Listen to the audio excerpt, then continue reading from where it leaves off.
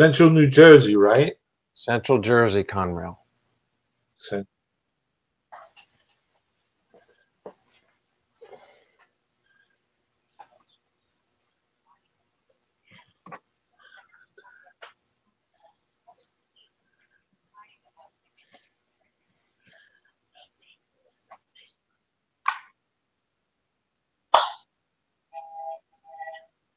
I'm live right now. The video didn't go. Okay, so here we are. Oh, here we go. Here we go. Hi, welcome to the YouTube Model Builders Wednesday evening show. Tonight's show is with our good friend Joe Desmond, Into the Locomotive Shop. It's April 18, 2018, and the Mets are losing. Oh.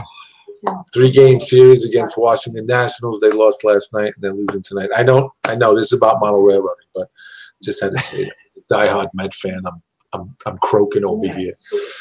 But anyway, we're with Joe Desmond tonight, and Joe is Into the Locomotive Shop, and we're going to do some recap on the last 3 videos that Joe did. But before we do that, you know, we're going to do some homework. And also along with us for this glorious ride is our good friend Andy. Hello, Andy. How are you tonight? Okay, sweetheart. Good. Okay. No complaints. No complaints. Yes, sir. I'm great. Okay, good. So we got tomorrow night, Thursday, on the 19th, we have Johnny's Train Talk. And that's an open forum. Everybody and anybody is invited to go in and check it out.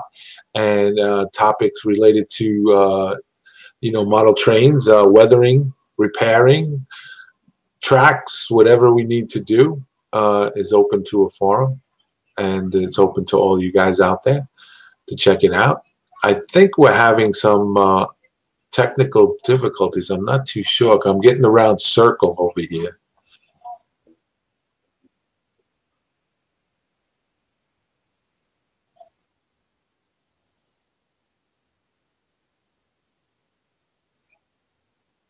Oh, okay.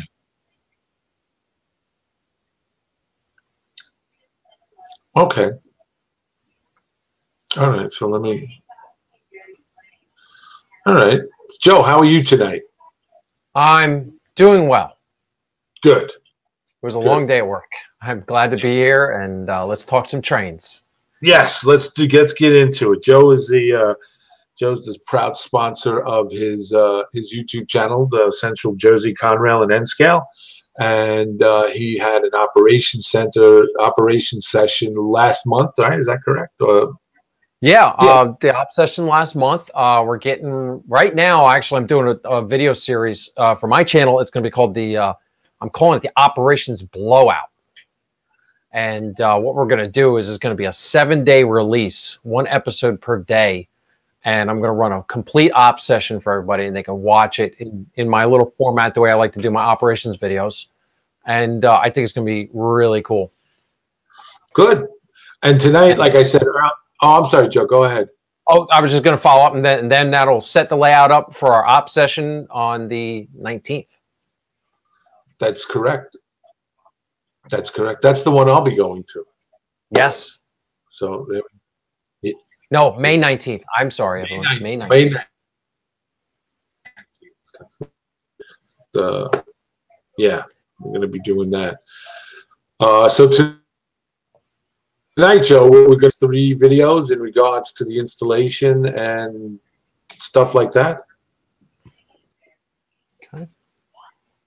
Yeah. Can you hear me? I can hear you. Yeah. So, you know, I wanted to get in here and I wanted to talk about these 3 locomotives. I wanted to show them to everybody and compare them side by side.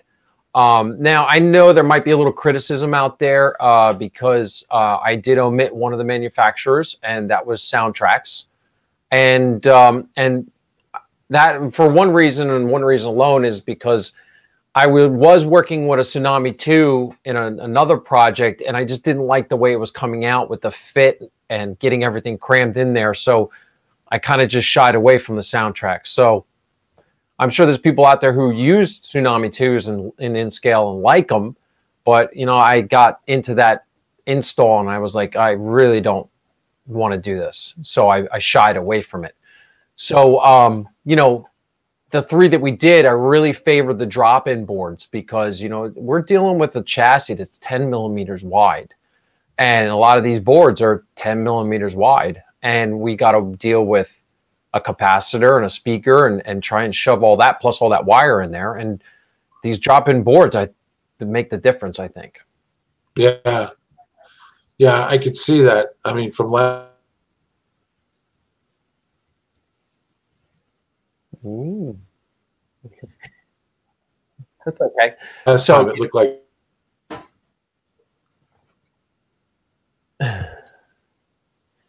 So, why Bill's working out his technical difficulties.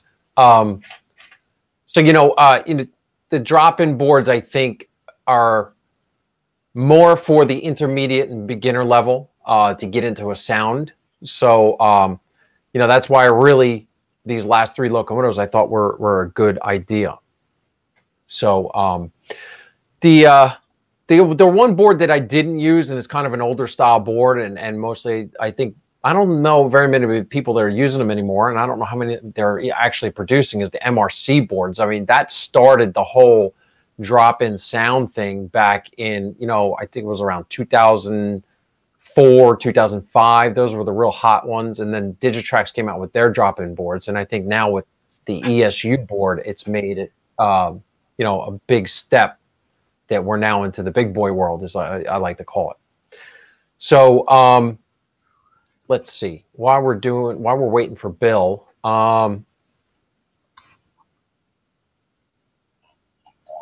okay. I'm looking up here. I'm looking at some of the comments. Let's see. Neil Perry. Hello, Neil.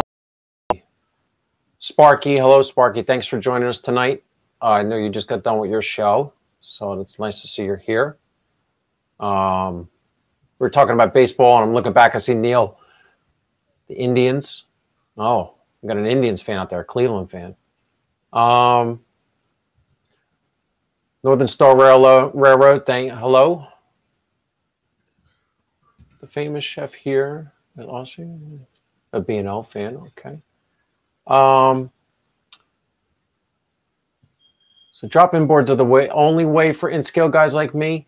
You know, Neil, no, because I'm going to say no, because you can do the micro wired-in decoders. You just got to really work at it. I mean, John Colombo, you go over to his YouTube channel, he does a lot of that work. And there's a gentleman who's helping me out, Benjamin Horn, down in North Carolina. He does a lot of that.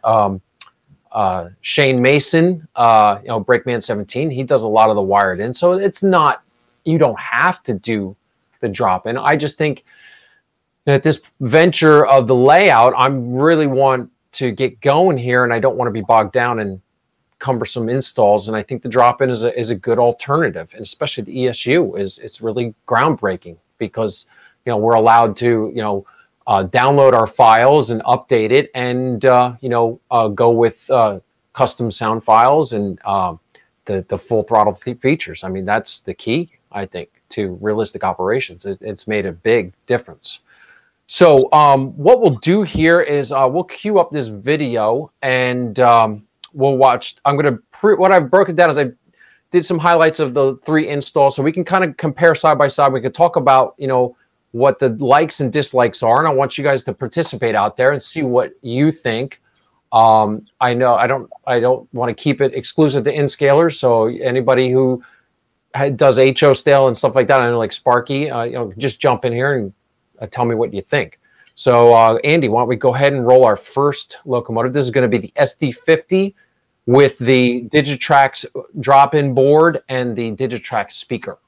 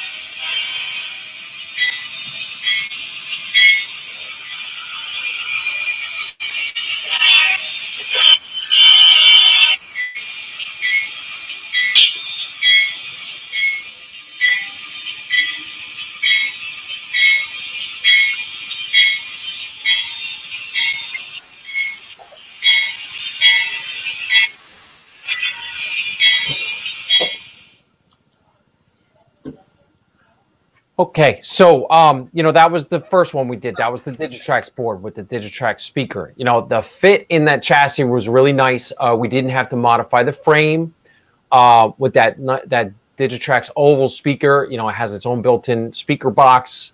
It resonates fairly well. The problem, I think, with this install was the actual decoder itself. Now, the motor controller in this board runs very smooth. So I didn't see a problem running. The problem I have with this board is two things, and I originally thought that it was a programming thing that the manufacturers couldn't do anything about it, but actually looking at the ESU decoder now that's not true. Number one is the capacitance. When I would say capacitance, I mean the ability of the capacitor to store enough energy so when it hits that dead spot, it can continue to run. So this locomotive, when it runs, I have little issues when I hit dead spots or dirty spots. Is the locomotive stops, discharges all the power out of the capacitors, and then it goes to a restart sequence. And you hear the whole motor start up again and go through that whole fire up, and it's annoying. It's really annoying to run. So the other thing I don't like about the Digitrax soundboard is that the sound files themselves, you know, you have to go on. Now, you can build your own sound files on Digitrax, but I tried it, and it's very cumbersome. And then you have to upload it to their site and then upload it to the board. So I really was a little confused with that. It wasn't very user-friendly. And, you know, I have a problem with that prime mover. If you noticed, it races to that high RPM, and then it doesn't vary in RPM very much as we're moving around the layout. So, you know, sound quality wise, I just don't. I think it's a dated board, is what it is. That board was really good in 2006, 2007, but I think now we have better options available to us, and I think it's time. My personal opinion is time to revamp that board, or you know, I think they're going to lose the market. I believe that's my personal opinion. So, we got any questions or comments so far? Okay. So, you know, the process of dropping the board in was very simple. It just like any other in-scale drop-in board, it just snapped right in and made the contacts, and everything was good. So, you know, okay, it sounded like my computer dropped off. Somebody got real quiet. So, you know, that's the Digitrax board. You know, so then I wanted to I heard about the new ESU decoder, the new drop-in one, the 73100, and then there's also a 73199, I believe it is, because I don't have my notes in front of me. And the 73199 is more for a locomotive that's ready, equipped for it. I think it's more like a manufacturer install, and they just carry that board. So in case you blow the board out when you get your locomotive from like Intermountain or something, you can just drop it in and go. I hope so, Neil. I hope Digitrax will pick up the slack, because, you know, I like the Digitrax decoders. They run really well. You know, and I hope they do get into the ball game, and because I think this ESU board has really raised the bar. And I don't really think they have to. I think they've, like I was saying in the chat too, I really think that Digitrax has their hands full with command stations and accessories and signal systems.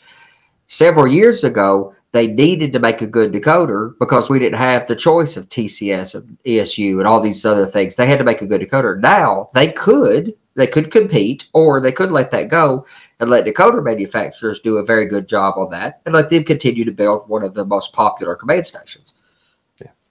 Yeah, I agree. That's well put, Andy. So, so then we go to the ESU board, and we'll watch the clip in a minute. Is we go to install in the SD50. So this is a longer frame. It's got these long top rails on it where the Digitrax board would just tuck under, and the ESU, the way it's shaped, it's kind of looks like it's made for a bunch of different chassis, and they do say they can fit in an Intermountain or an Atlas in different styles. And so you do have to do some minor modifications. It took me about 2 or 3 hours to cut the top frame rails back about, I'd say about 1/4 of an inch, and then recut the groove in there so that the board would slide in and fit. I think this is a great segue if anybody has to do frame modifications, because it was very simple.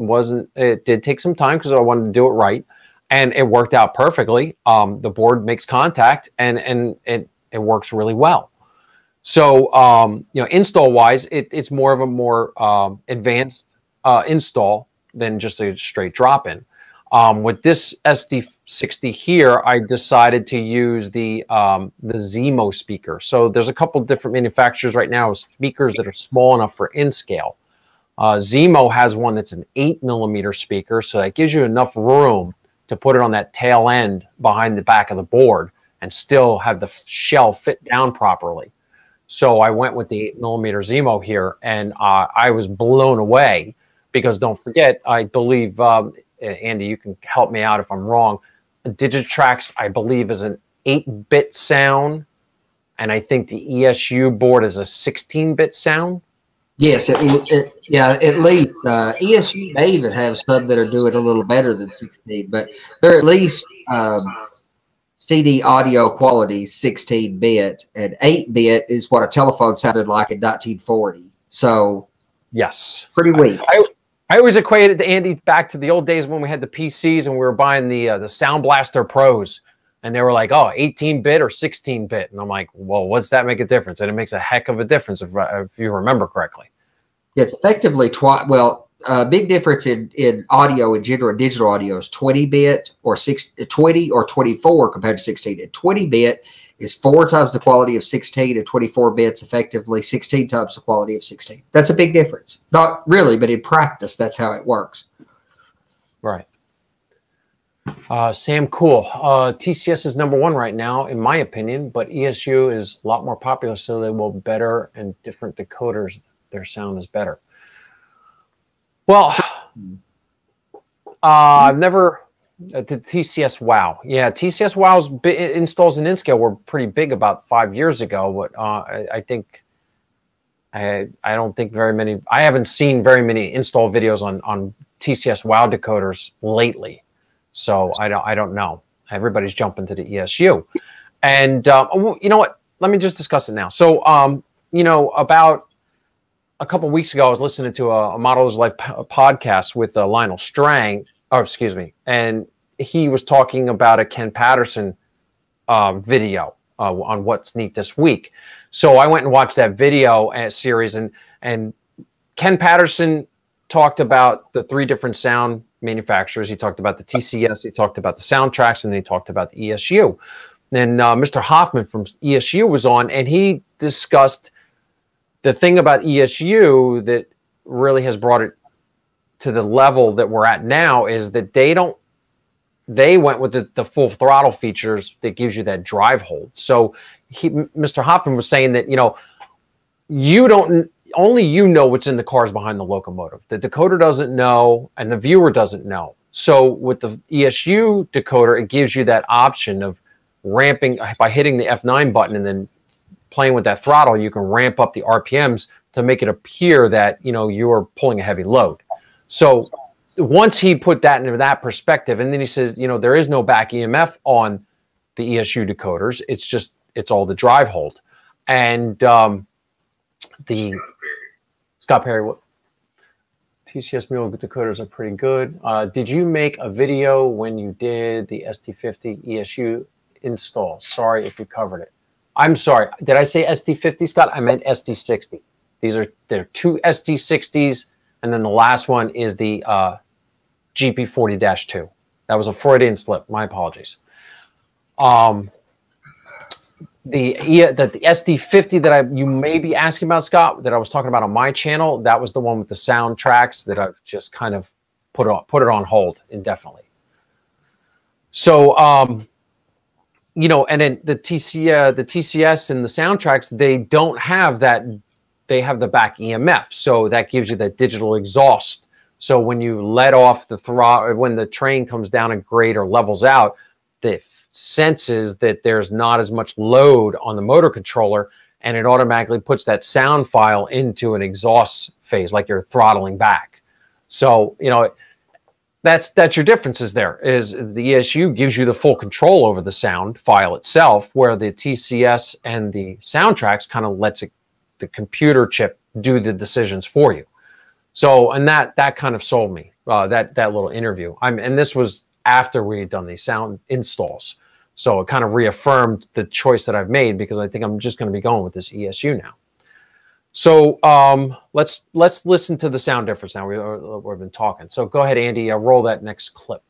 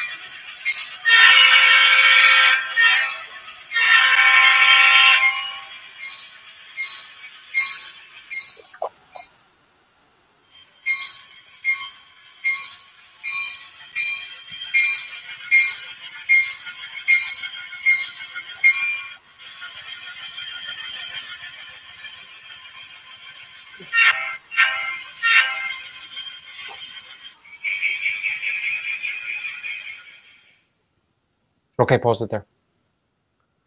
So if you notice the difference here in the sound file, it was pretty remarkable. You know, this locomotive did the startup. It did that high idle sequence, and then it cut back. And then when you apply your throttle again, then it starts revving back up. Where if you notice with the Digitrax sequence, it kind of just starts up and goes to the high idle and leaves it there. So it's a little more realistic in my book. You know, the horn is huge for me, because Conrail had them Leslie RS3Ls, and I love that sound. And the Digitrax really doesn't have that horn selection. I think they maybe give you 6 horns, and without doing your custom files, you don't have that option. So to me, the SD60 sounds like it's more like a painted Norfolk Southern unit to me. So that's the big thing with the files. Now the running operation is so much better, because there's actually on the front end of that board, there's about 6 little squares, and those are actually the capacitor bank, and it gives you enough juice stored up that, you know, that locomotive doesn't stall. It doesn't hiccup. And if it does hit a bad spot where I have a dead frog, it will actually just pick right back up where the sequence left off. So if you're running at notch 2 and you're cruising along, it hits the spot. Once it recharges, it comes right back to notch 2 and keeps on going. It's kind of a seamless transition, and I really think that's a much better way to run the decoder. Personally, I think they really hit a home run with that.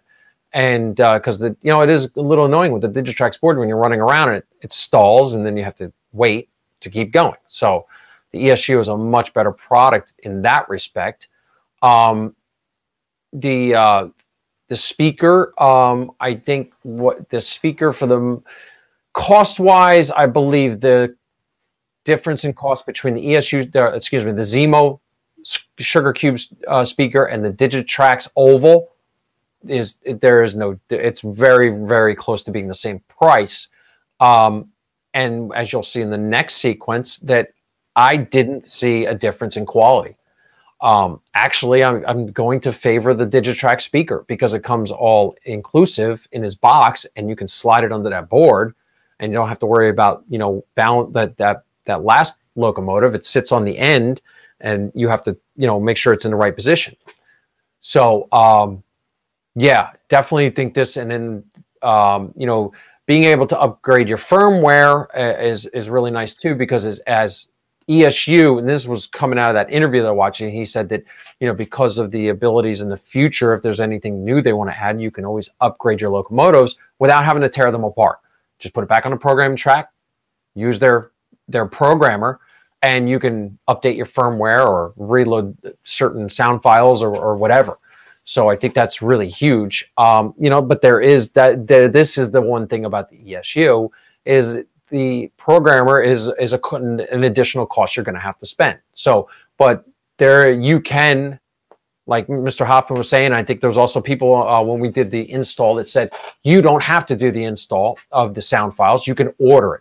If you're at your local hobby shop, you order it that way. You tell them you want the certain sound file number preloaded, they will do it for you. So it doesn't necessarily mean that you have to have that programmer. And I think, you know, so don't shy away from it just because of that cost. Oh, yeah, I'm not thinking of Sparky, not going to N scale. Don't want to come over to the dark side, huh, Sparky? Can you install a Keep Alive in N-scale locomotives? And it helps. You know, no, you can't. It's such a tight little compartment in there. I don't think you can. But you know, I have seen people that have experimented, Sparky, with you know, different size capacitors and different styles of capacitors to get more stored energy to keep it going a little longer. But you know, them beautiful Keep Alive circuits that you have in HO scale, where you get to pick up the locomotive and walk upstairs with it and it's still running. Maybe in the future, you know, when cars start to fly, maybe N-scalers would get that. But I think right now we'll just have to wait and see. Keep another question. Keep Alive on TCS. Does that not sure how it works though? Am I missing anything, guys, that scrolled by me because I'm looking at my phone?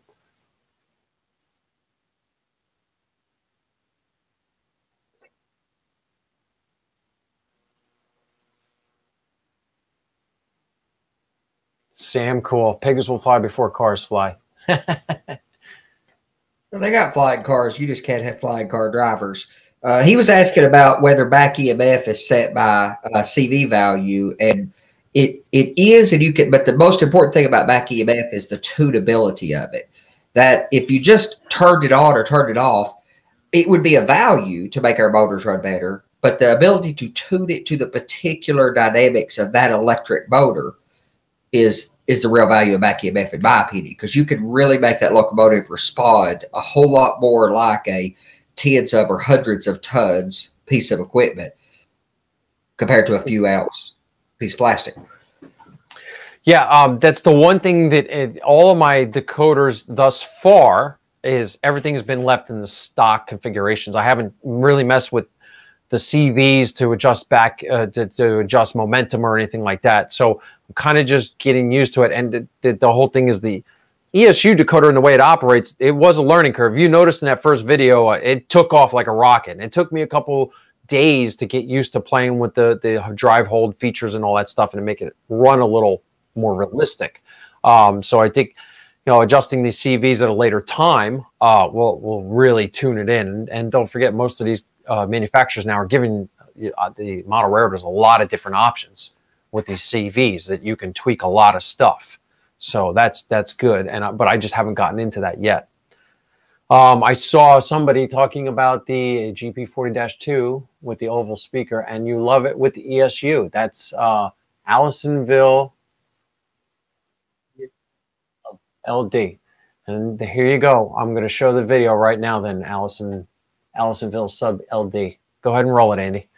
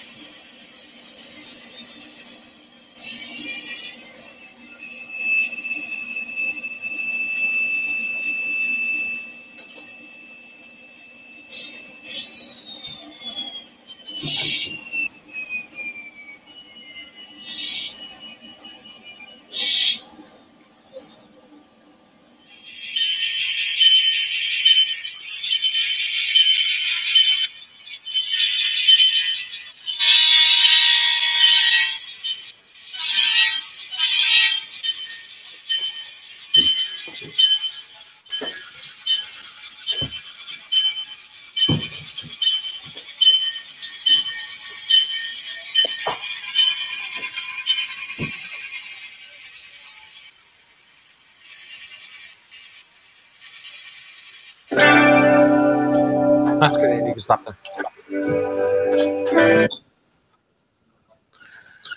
And so with that install, yes, I see there was a couple comments during that I was watching. Mr. Ranzetti, yes, ESU micro speaker enclosures, have you used them? I tried. And what happened was those speakers are a little, almost on like the 10 millimeter side, very close. And I had trouble wedging them in. And I didn't want to shave the inside of the shell. I didn't want to get involved with that because for these installs that we're doing, these three together, I wanted to kind of keep it more of, hey, let's put it together and go. The other thing is an iPhone speaker. I have not tried it, but I know there's a bunch of people out there doing it. So that may be a future project, is to try an iPhone speaker. It's kind of on my list of to-dos to try. So, but for right now, I just want to get them in and go. Effectively, what the Sugar Cube speaker is, it's an iPhone speakerphone speaker. You could, of course, they varied from one iPhone model to another, and the one that Digitrax and others are selling is still just an iPhone, effectively an iPhone speakerphone speaker. Martin, our buddy from Down Under, has talked and showed some of these Sugar Cube mount or enclosures for them that are made of wood, and the sound of that, I mean, they're just a laser cut little wood box, just as thin as the plastic ones from ESU. And the wood, the effect you would get from the wood is quite, is quite warm sound. I'm sorry. Okay. So, yeah, Mitch, the bell did sound better in this one, and I think that is from the recording from ESU. I don't think that was anything to do with the speaker or the configuration of the sound in the locomotive. So I think that's a recording issue with them.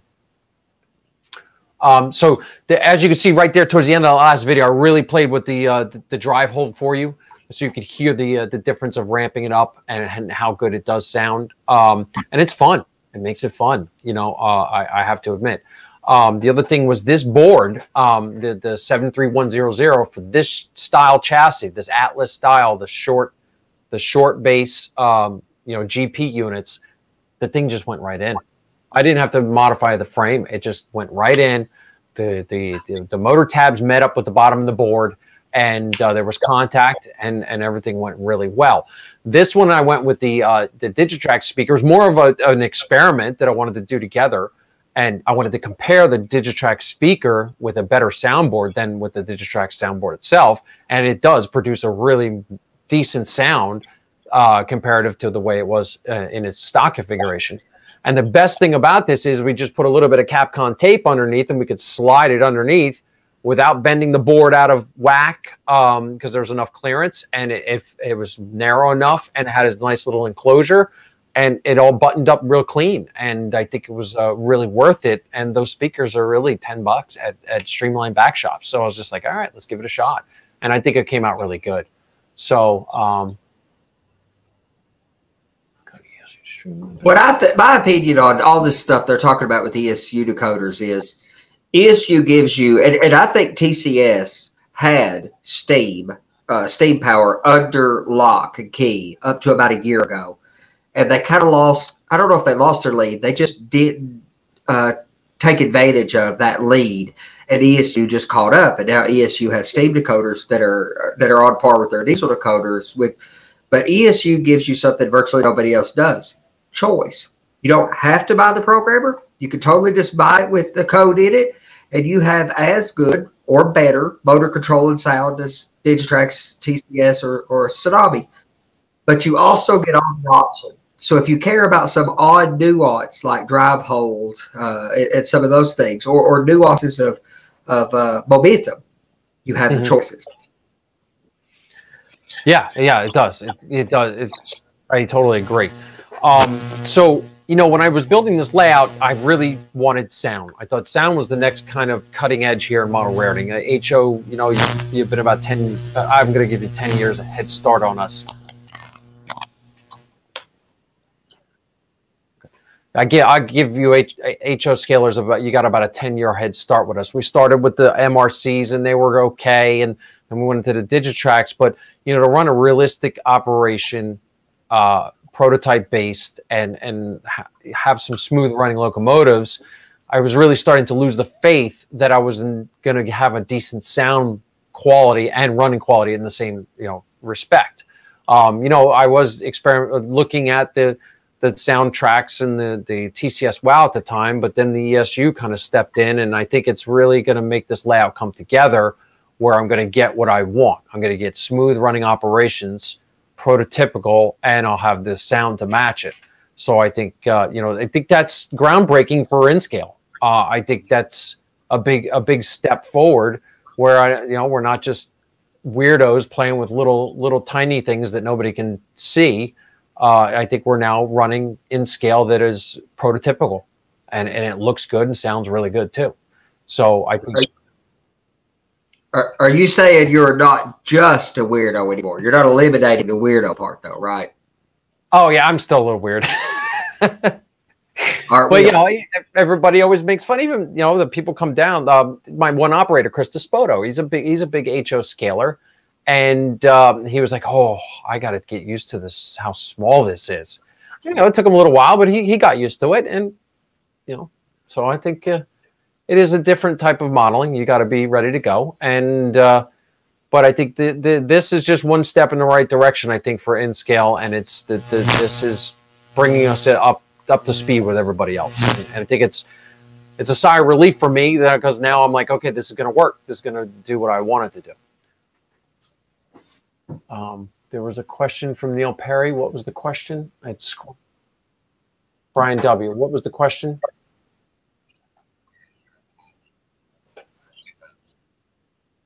The newest being offered. Okay, that's huge. Brian, that is totally, totally huge. So last year, let's go back. I think it was 2 years ago when Atlas introduced the S1 with the Loke sound, and everybody kind of was like shying away because it was kind of pricey. I think it was like the $250 mark in the pre-order, and I don't know what the final was. It was a little pricey, and then it came out, and everybody started seeing the videos, and everybody was like, "Oh." And they all run out to get it. Next thing you know, Atlas is like, whoa, we're sold out. So they had a little lag time and stuff. So then Intermountain announced that the 40-2 was coming out with the Loke sound installed. And of course, being the most prolific locomotive in modern diesel history, they sold out for how long?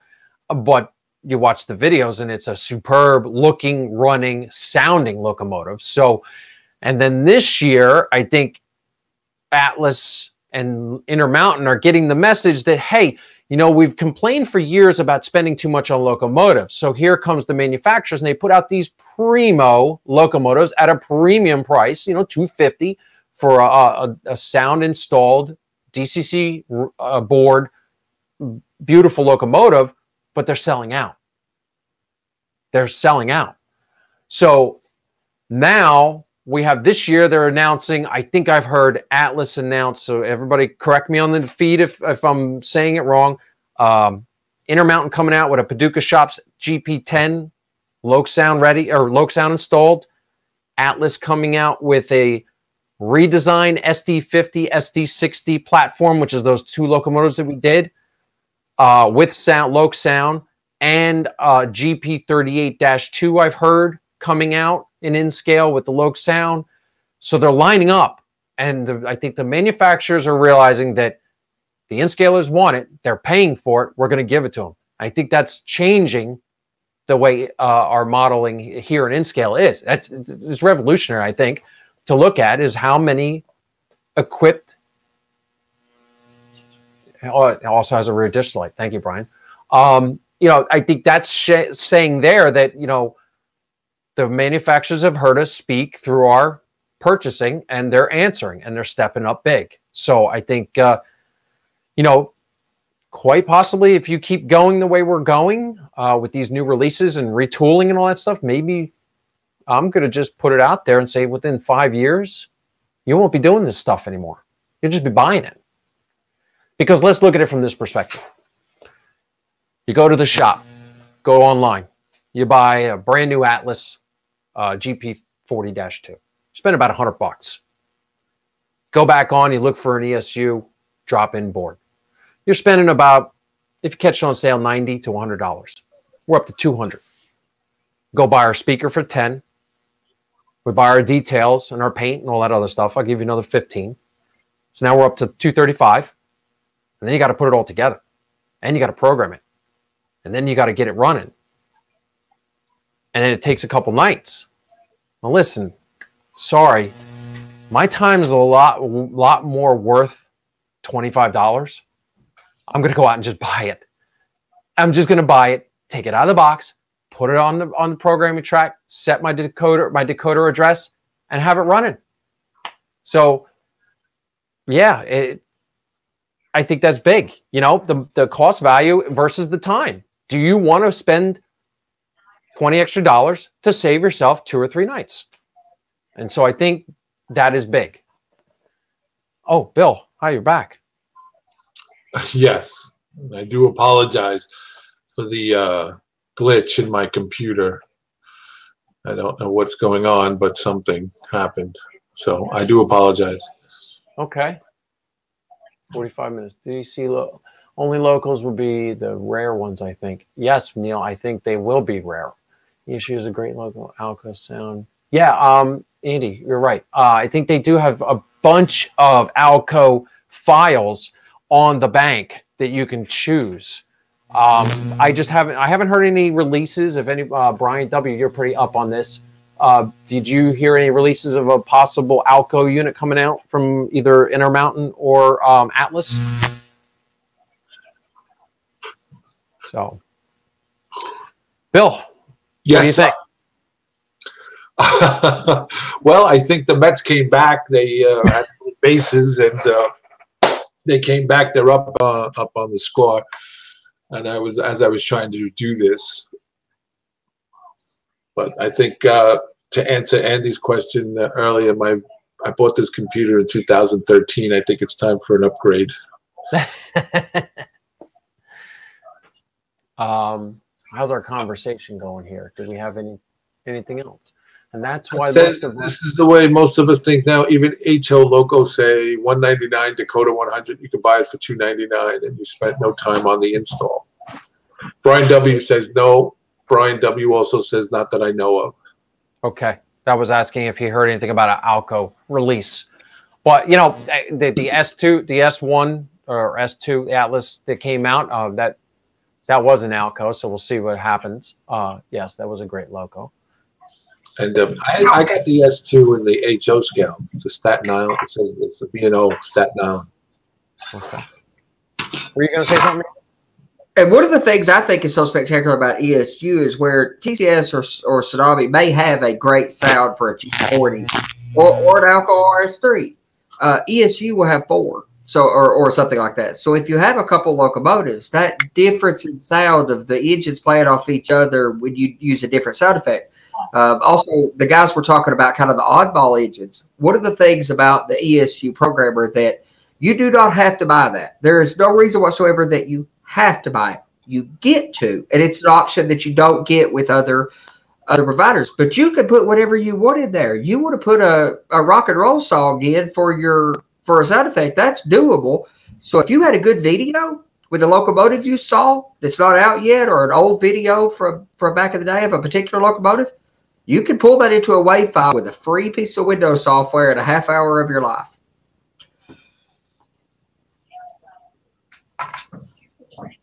Yeah, so to key in on what Andy was saying is there is very specific prime mover sound files.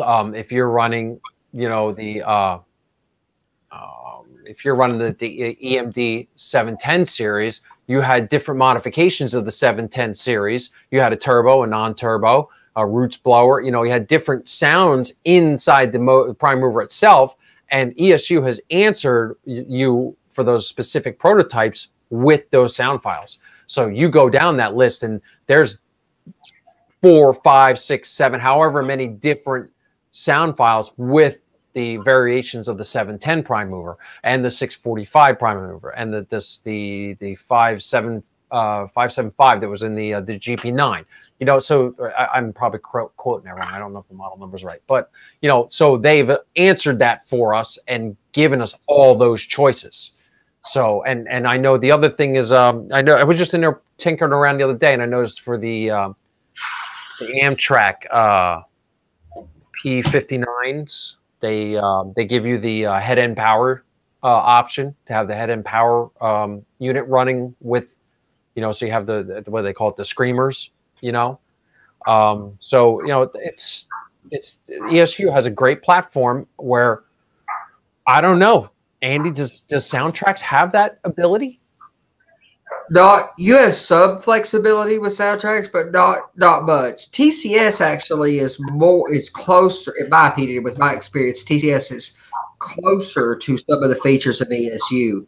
But where TCS has a few of those things, say 70-80% the way there, ESU took everything all the way there. And while ESU gets a lot of notoriety for how exceptional their sound is and the sound control features like drive hold, which is effectively a sound mechanism, but they were known in Europe for a long time before as being such good motor control. So not only is it a spectacular decoder that is right there and rivaling TCS and everybody else, but ESU, on top of being an exceptional piece of hardware as it is, gives you all the choices to customize it to your heart's content. And a lot of these companies are coming out with ESU already on board, but I'm putting ESU in everything I got. If it comes with ESU, great. If it don't, I'm ripping whatever's in it out. I'm agreeing. I'm all in. Sparky has a question. He says, give it a couple of to 5 years, and I think no more DC stuff for sale. Do you guys think this is possible? Manufacturers just make you and DC will be a thing for collectors? No, I don't think it's possible. I don't think it'll happen because of the price point. You eliminate that DC locomotive, and you have just taken the beginner out of the ball game. The guy who wants to go buy that box set with a loop of track to teach his kids about model railroading, he's not going to have to go buy a command station to run his $200 sound loco just to see if his kids like model railroading or not. So I think the manufacturers will never do away with the DC format because of that reason. It's an entry-level price point. But do you think that, you know, like when calculators were first introduced, calculators were like $1,500 until they, you know, then they realized the, you know, mass production of them, and now you can get a calculator for, you know, $1.99. So you think yes, in the introduction of, like you just said, they would, you know, put it in the beginner's kit at a cheap, as they sophisticate this, you know, more or less, you know, will it become cheaper? Will DCC become cheaper? It will, but I think the problem is, I think Bluetooth, even though I don't think Bluetooth is even architecturally, and the products available are surely not competitive with our DCC systems, but for replacing a DC power pack, for the guys who have a 4x8 loop of track for their kids, or set up track on the linoleum floor every few years or something, I think Bluetooth will own that market in a few years because everybody has a smartphone and it's cheap. The problem with selling a DCC system inexpensively, you can build them, guys like me that build these plus systems. It's not the cost of the hardware that makes it expensive. It's supporting the product that's expensive. DCC is a complicated system. So to run a business where somebody can answer the phone, support it, continue to provide firmware updates, fix problems, all that, I think DCC will still stay at a price premium for all the good quality systems because it's complicated and they have to support it, and they have to hire people to support it. The systems, yes, I agree with that. However, I do think maybe 15, 20 years down the line, 25 years down the line, Bill, yes, I agree with you.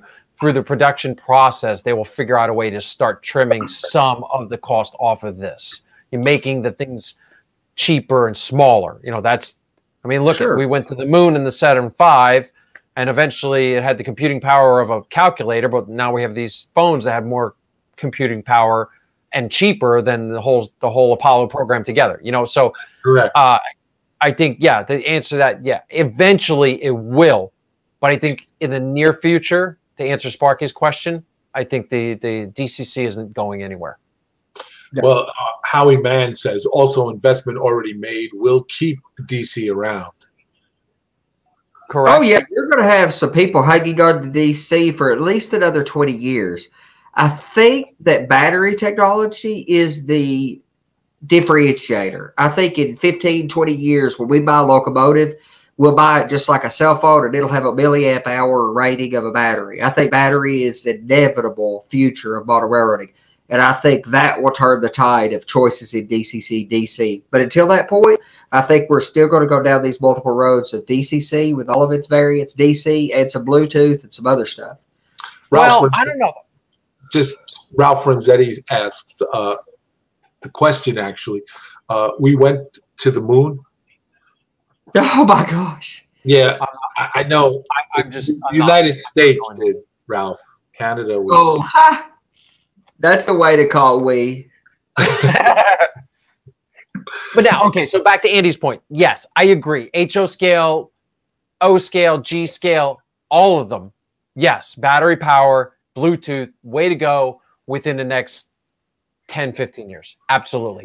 In scale? No, I don't see it happening until they can miniaturize these batteries. And because, I mean, the guy who was developing the Bluetooth board, yep, for the locomotive. I don't remember the name of the guy or the company. He was on the Scotty Mason show, and they asked him flat out, will you do it for the in-scale market? And he said, no. He just flat out said no. And that's because no, it's because he doesn't like in-scale. He doesn't want, there's only certain manufacturers, and the gentleman who runs Athern right now, what is his name? He goes around, does all the talks with Lionel and all the podcasts. He said that it takes a certain manufacturer to want to do in scale, like Scale Trains. Scale Trains is out there doing HO because they're HO scale guys. Yep. They're not catering to the in scale market because they're not in scalers. So this gentleman who's doing the Bluetooth board is the same thing. He doesn't like in scale. He's not going to put forth the effort to make it that small for our locomotives. So I think Bluetooth battery power, I'm not going to say never, not in my lifetime. They will adapt. And Bluetooth doesn't necessarily mean battery power. Bluetooth works great on track power, but you don't have to have any intelligence in your track power. You can just put 12 or 15 volts of power on there and have Bluetooth control. And that's what that system by Blue whatever that does the Bluetooth boards. I think Bluetooth is not ready for prime time on layouts like ours or operators. But for the casual person, for the person who DC would be adequate for, I think Bluetooth's a spectacular choice for them. NP Perry says, and if price drops, then DCC fitted will become the norm. Yes, and I think it almost has. I think that's the beginning. This year, I think, is the beginning of that message. Well, it will be the norm. Sparky says that. Sparky goes on to say, I don't see batteries taking control for many years. Like a car still need gas, but they can give you a car that runs on batteries for long distance. Company's just not ready to give you that yet. I don't know about that. I think that's a debate. I think that, I think I've seen the battery operated ones up in Amherst, and they have some justification to them. It allows you a lot more freedom. And the way they're doing things now with batteries as opposed to, years ago when, batteries were the, overheating and stuff like that. They've come a long way with the technology. So I think that, it serves it. Yeah, right. With the cell phones. Look at that. I think it has the, I think it has a capability and a potential for those. The battery system may be, apropos for someone who can't afford to do buy the NCE or the Digitrax or whatever. It might be just right in there, and then he goes on to say, I just think that companies will force the DCC on consumers then, and only then can they start with batteries. I don't necessarily, I mean, you guys can jump in here, but I don't necessarily see the people out, the companies forcing anything on anybody. Everybody's free to do what they want to do and go where they want to go. It's what we can, it's what we can afford to do at the time. And those that can't afford it, Brian W., if you're still out there, did Atlas announce that the the new GP coming out? Is that going to be available in DC?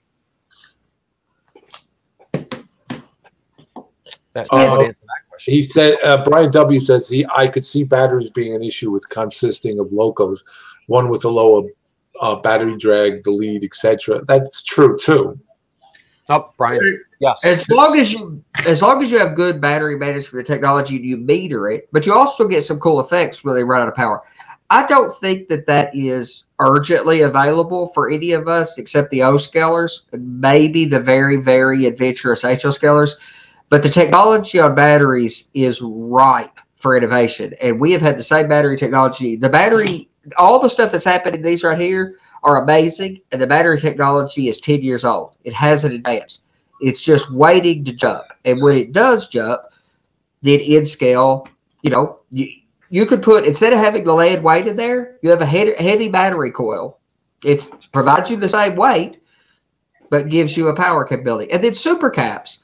These capacitors and keep alives at ESU, building them right onto the board for you where TCS, it's an add-on thing. That's becoming a standard fare. And even if you don't truly do battery power, if you have keep alives that will hold you alive for 60 seconds or something like that, that's enough. You just need to power a little bit of your track work. Yeah. And W. Perry says the danger to model railroading is to flood the hobby with too many control systems. Sparky says, can't add a new market when a new market is still out there too quickly. And W. Perry says, let's see what else we have here. Brian W. answered your question by saying yes, and also responded, sound will also drain a battery quickly. Michael Lapino says, what's up, guys? Hey, just tossing out a debate, Joe, for chatting. Just a thought. No, that's a good question, and that's always good. We can always agree to disagree, and, it's always good to, have other opinions in regards. And that's why I wanted this. I wanted you guys to talk about this and tell me what your thoughts are, because I just want to make sure that I'm not making stuff up. I guess. No, Joe. I don't. I don't think at all. I think you're passionate about what you, what you want, what you do. Obviously, you're passionate about the model railroading hobby and your layout and what you do. It comes across in your videos, and also on this channel here that we're doing Into the Locomotive Shop. And it's good to bring it up. It's good, to toss a few ideas. Yeah, I think lately it's. Over the last couple of episodes, kind of been like the white elephant in the room. Bang that ball around, man. Bang that ball around. That's what it's about. We don't all have to agree with it, and we can all, say what we need to say. There is no right or wrong. I agree with you. There is no right or wrong. There are wrong ways to do things, but there are people who say there's no right or wrong. That's a little exaggerated. There are wrong ways to do things, but there's just a lot of right ways. That's why, the things Joe's talking about lately with the ESU, I am super excited about him furthering with the ESU, because what that gives you is a lot of choice. But there's all kinds of choice. And I am not a believer that DCC is a must for everybody or the right fit for everybody. Choice matters and budget matters. You hear all people say all the time that it's expensive to model railroad, but it don't have to be.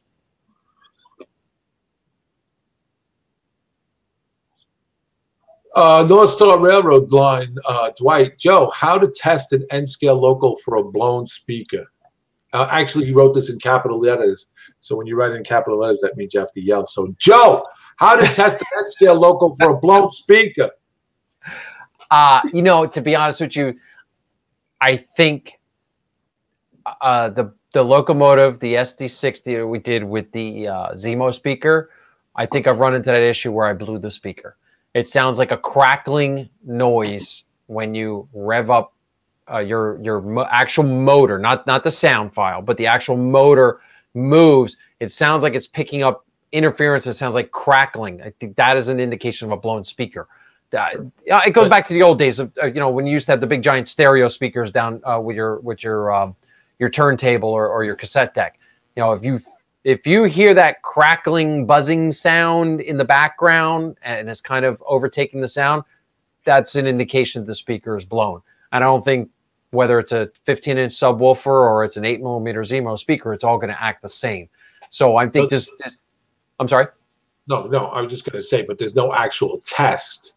No actual test. I think it's all based. You got to listen, unless there's some way that I'm not aware of testing a speaker.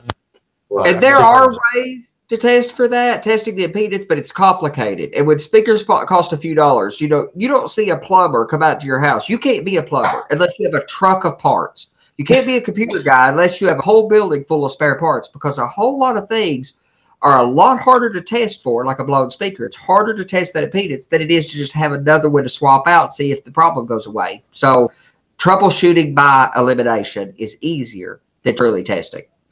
Yeah, he goes on to say North Star Railroad lines, Dwight. He says, no crackling. He says, local runs great, just no sound. That may be. Well, that could be a lot of things. Try resetting that board. Yeah. Did you plug it in? Plug the speaker in? Is the speaker plugged in? I mean, I know that sounds really contrite, and it perhaps maybe even sounds a little sarcastic, but trust me when I tell you, it wasn't meant to be, because it's the simplest things. It's happened to me 1,001 times where you think you got, and then you go back to it and you say, well, what? And then you notice it's not plugged in. Resistance, N.W. Perry says resistance of the speaker. North Star says, I reset the board. He says he reset the board. Okay. Then I'm going to say, it's an ESU board? ESU board, Dwight. Timothy Wayman says you can take the speaker off and use a AA battery. You should hear static if speaker is good. Correct. That's good. Yep. Sparky says you can test for resistance also. Least resistance from when it was new. Tsunami. It's a tsunami. I would say send it back. Send it back, he says. Send it back. And if you have another speaker, and you can buy the speakers for $3 or $4. So if you had another speaker, plug the other speaker up. If the problem doesn't go away, you have a bad sound channel on the decoder. So that's going to be a replacement or a warranty replacement. If it's the speaker, that's a fix. Yeah. Going back to the first SD50 we did. If you remember, I told you I blew the board up when I crossed the terminals onto the chassis. It grounded and it blew the sound portion of the board out. So the way that was acting was that the locomotive was operating properly, but we were getting no sound, no static, nothing out of the speaker. So, and when I swapped out the speaker still didn't work. So that was the board, the sound portion of the board itself got blown. So if that helps you, maybe that helps your troubleshooting. That's how my board acted when I blew out the sound portion. Well, Northern Star Railroad Lines, Dwight says, thanks. Okay. And then the conversation up before that, Bill, was Sparky was asking about what is impedance. And Neil Perry was saying it's the resistance of the speaker. And then Sparky asked, is there a special tool to read that? Andy? A multimeter, but not necessarily the cheapest multimeters, or a multimeter. People often say, they don't say speedometer, so I'm not sure why they say multimeter, but a multimeter, any of those that have a little headphone looking contraption on it, having a resistance or an impedance test. Impedance has more to do with the recipient of, or the creator of, what's going into it. So like impedance matters to the decoder, resistance matters to the speaker. Howie Mann says, got to go. Good night. Another great show. Thank you, Howie. Sam Cool 80 Sam Cool 844 S3. I have a big boy in HO with the economy. I don't know if I'm saying it right. Economy decoder, and it has lots of problems. The sound will work, but when I try to move it, it will move maybe an inch, then it will stop, and the sound will cut out. Do you guys know what's wrong with it? It's a range of things. Could be a bad decoder. Could be several things that would cause that effect. Could be a motor problem. So could be a dirty brush. It could be a broken gear. Yep. Could be bad pickups. Maybe one of your drive wheel sets isn't actually getting contact with the with the frame to carry the current from the rails. Sure. That's a whole host of problems that you'd have to look at. I can't say anymore. Says, clean the wheels and check for amperage. Check the amperage. Yeah, if you open the shell on a locomotive and are testing with a multimeter at whatever point, you can do a lot of diagnostics on this stuff. You can't, but how many hours will you spend diagnosing it? When if you just have a spare of a couple of parts around, you could swap it out and really figure out what the problem is. N.W. Perry says, I have 2 Bachmann sound value that are nasty sound works. Well, it works well, but the front boogies are garbage. Bogies. Front trucks. That's Australian Europe there, Bill. I put weight on mine on the front set. Put weight right on the top of that little truck, and I used some of that malleable, kind of bendable lead stuff to do it. Don't apologize, Neil. We're just making fun of Bill. And you know why they make fun of me? Because it's so easy. That's why. We're at 1 hour and 10 minutes into this show, and I believe we can go in. I'll try that. Thanks, N.W. Perry says. Been an hour and 10 minutes into this, hour 13 actually on my computer clock, which my computer is totally messed up, so I don't even know if this is the right time. And stuff like that. So I do apologize for my computer going out, and Andy and John and Joe for putting this all on you. It's trying to get it up and running, and I ran some tests, whatever I did. I don't even know what I did. I'm not going to sit here and lie to you and tell you I did all these wonderful things, and I know computers inside and out. The only thing I know how to turn on is a radio. So that's it. But anyway, so we're here for an hour and 14 minutes. Joe, we have anything you want to keep going, or you what? I think I've talked what I really wanted to cover tonight, and okay. We answered a lot of questions.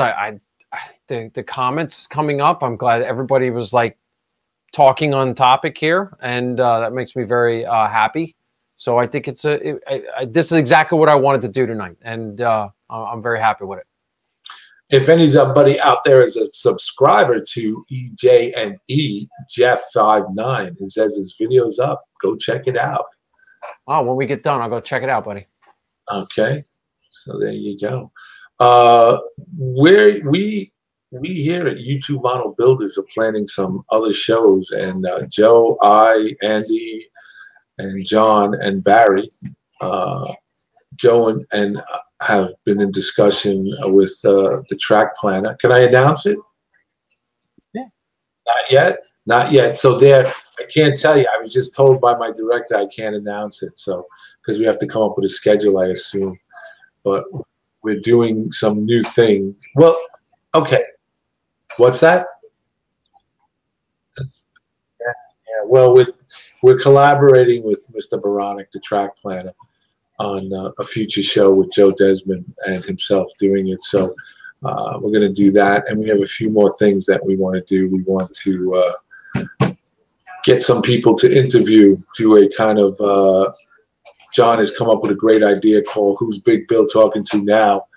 And we're going to try to line up some people. I had some people lined up, but due to the circumstances in my personal life, I had to put things on the back burner. So we're just now coming out of the, as they say in the horse racing parlance, we're just coming around the clubhouse turn on this. So, and stuff like that.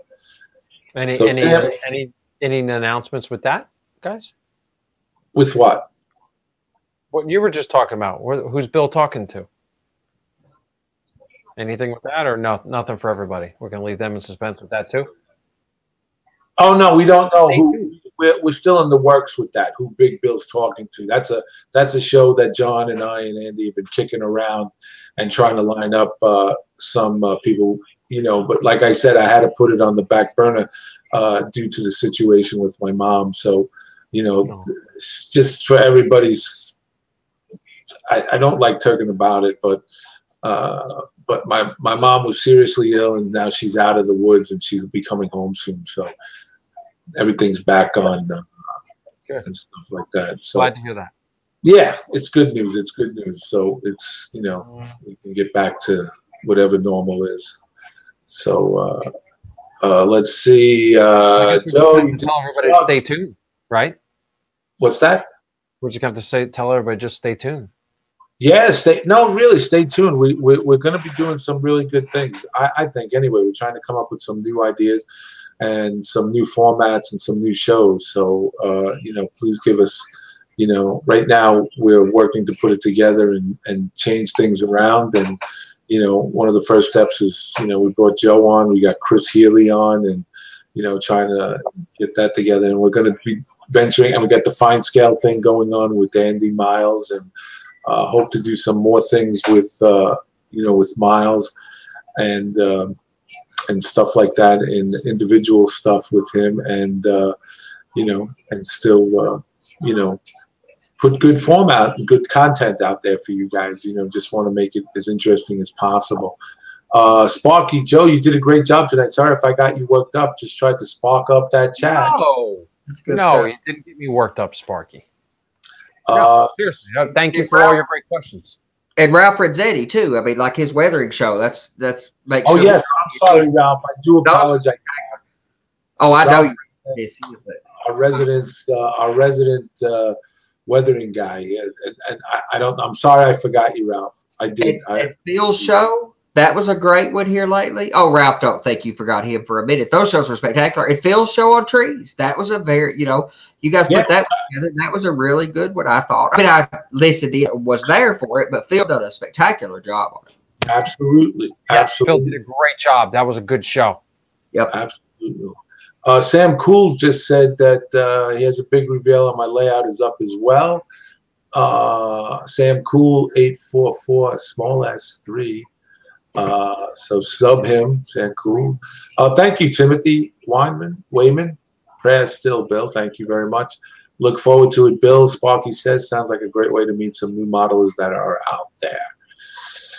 Yeah, so that's what we're doing tomorrow night. On the 19th of April, we have Johnny's Train Talk show. That's an open format where everybody and anybody can come in. If you have something that you'd like to talk about and related to model railroading or anything that you're doing, come and join in. There's a guest. You can join the panel. How many people can you have on the panel?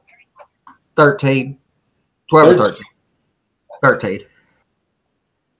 Which is a lot of people. Yeah, well, not that all 13 people show up, but it's available if you want to get on the show and talk about model railroading or talk about what you're presently doing in the in your hobby on your layout. If you want to show your layout off, or just basically talk shop with John. John does that tomorrow night, April 19th, and then when is our next show after the 19th? Chris Healy is.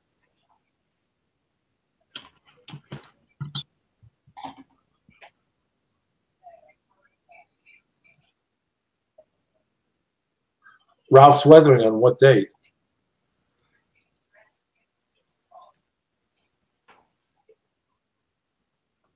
The 24th. That's next Tuesday, April 24th. So we'll have Ralph's Weathering on the 24th, and tomorrow night, Johnny's Train Talk show on the 19th. And N.W. Perry says, "Hey, Bill, you have to oil that chair, mate." Thanks. Yeah, I know. What can I tell you, Perry? EJ and E, Jeff59 says, like me. Please, like me. That sounds very desperate, Jeff. You want people to give you the thumbs up, right? Come on. They're going to like you.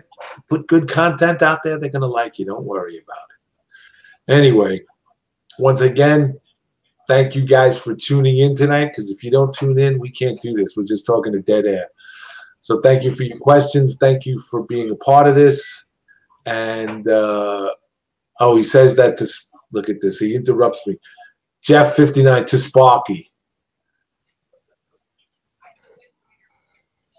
What's this? Here's self-advertisement. Sparky 107 says BNSF 6951. That would be Vinny. Is doing a live scratch build series on Friday nights, teaching people to do their own buildings. That's good. Friday nights. I understand Vinny's getting. Yeah, chat definitely. Vinny's getting into the live show. He's following that, and that's good to see. And so Sparky has his live show on as well. So a lot of things going on in the community. But thanks again, guys, for tuning in. I do apologize again for my computer glitch. It seems to be running a lot better now. I don't know what I did. I think we fed the hamsters a little extra carrots or something on the wheel inside. But they're working good. But again, thank you so much for tuning in and asking such great questions. And Joe, once again, thank you so much for your enthusiasm and for just being a part of this. Greatly appreciated. And Andy and John, as usual, the dynamic duo of technical and insight into computers and into model trains and stuff like that. Without them, I'm just another pretty face. It's a team effort. They're the brains behind the outfit. Not that they're not good looking. Didn't want to infer that, but they are. I'm not good looking. Without them, we don't get to see any of this. So thank you guys very, very much. And with that said, you guys take care. God bless. And hey, we'll see you guys on the radio. Let's go, Mets. They won, by the way, 11-5. Nice. They came from behind.